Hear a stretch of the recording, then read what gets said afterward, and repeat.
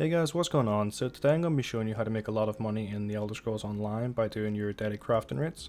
So you can do these rates on every single character you have, and you can have 18 characters in the game, so you can make a lot of money this way.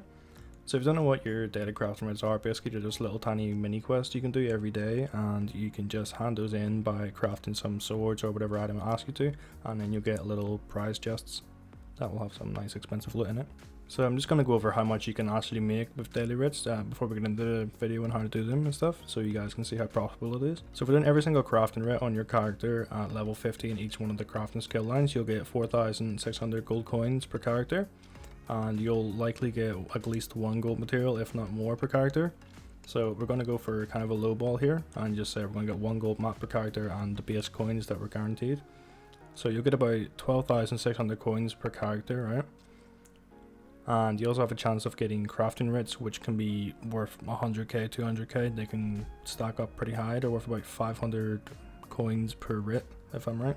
So you can also get crafting surveys, this is where you can go get a lot of rubidite ore, or you can go find a load of little enchanting nodes and you have a chance of kudas, so it's quite decent to get those and do those for money as well. So as I mentioned earlier, you can do this on 18 characters in total. So if you do this on every single character and you have all 18 character slots, you can make 226k gold a day, which is quite a lot of money. And if you do this every single day, you can make 1.5 million a week, and that's not including stuff like rates and surveys and any of the other little trash things you get, or if you get more than one gold material on average. So this is probably the easiest and most consistent way to make a lot of money in the game, in my opinion. So to do your crafting rates, you're going to want to be level 50 in every skill line, or else you're not going to be able to get the best reward, and it's not really going to be as worthwhile doing it.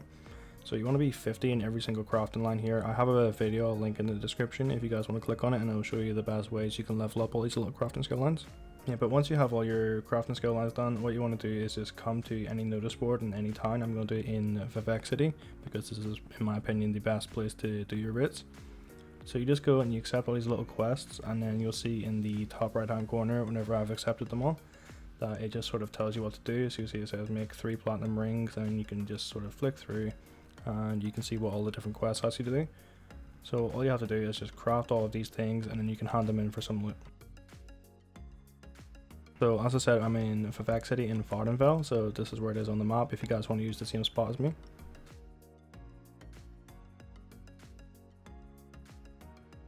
I'm just going to do a quick run around of where everything is. So there's the blacksmithing anvil, here is the clothing station, just here is the woodworking station.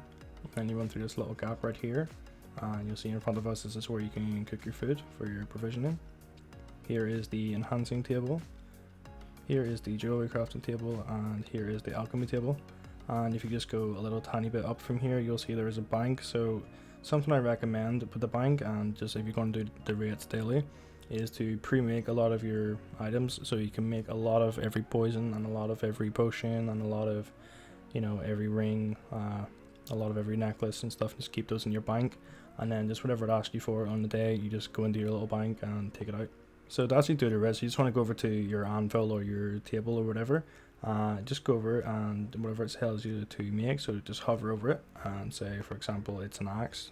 Just go to axe and then go down to the material and you just put in 150. You don't want to use 160 because there's no need to. It's exactly the same if you use 150, so you're using less materials. You also need to use a little style stone, so I would just recommend using something cheap and you can buy off a blacksmith for a couple of coins. So I just use the Argonian style here.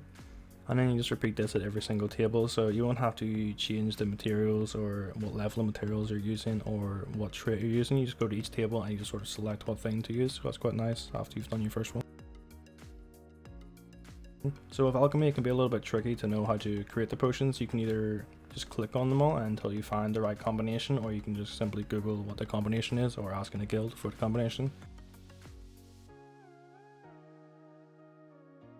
So whenever we're doing our glyphs, what we need to do is make sure we're using a CP150 glyph, because it won't take a CP160, it'll just tell you to go make another CP150. Whenever you're creating rings, you don't actually need to pick a trait at all, you can just leave that as no trait. So you can go to a guild shooter and buy a load of these foods and stick them in your bank, and you don't actually have to cook anything, you just lift them out as you need to for daily rates. Or you can just make a load of them yourself and put them in the bank and lift them out. So once you've done all your writs, you'll come over here and you'll see that there's little arrows above all these boxes. So basically this is where you turn in your little quests. So whenever you hand these in, you're going to find that you're going to get a little container, and these little containers are all going to have individual prizes related to what you've handed in. So woodworking ones will have a chance of giving you a rosin, and the blacksmithing ones will have a chance of giving you a temper and alloy, stuff like that. So you can see there we got 4,600 gold flat, and we're just about to open up all the little crates here and you can see what we get. So you can see here we got a little 5 writ voucher writ, so we can sell it for about 2k. The lower writ ones don't really sell too well, so it does go quite cheaply, but it's still a little bit of gold. See here in this one we got a draw box, so this is worth 8k, so already we've made our normal amount of money of 12.6k. We got a little survey here, so that's quite good. So what we can do is take this, do this, and we'll get some more raw materials, and we can refine this for potentially more gold materials. You see we've got another chromium grain here, so this is worth about 8k as well. So we've actually made 20k from just this character, plus that piece of intricate jewelry we can sell for 2k, so that's 22k already. So we made 22k from just this character, so that means we can go on other characters and get no gold materials, and it'll sort of even out. So you'll find it will even out about 12,600 gold, if not a little bit more. And also just remember you can do this on every single character, so it is worthwhile doing it on every character. The only annoying thing is that you'll have to get skill points for each of these characters, but you can essentially just level them from level 1 to 50, and that will give you enough skill points to use all your crafting lands. Or what you can do alternatively is just go hunting for sky shards, or just hunting around public dungeons for those skill points. So I hope you guys found this video helpful. If you did, remember to leave a like, subscribe to my channel for some more videos, and I'll see you later.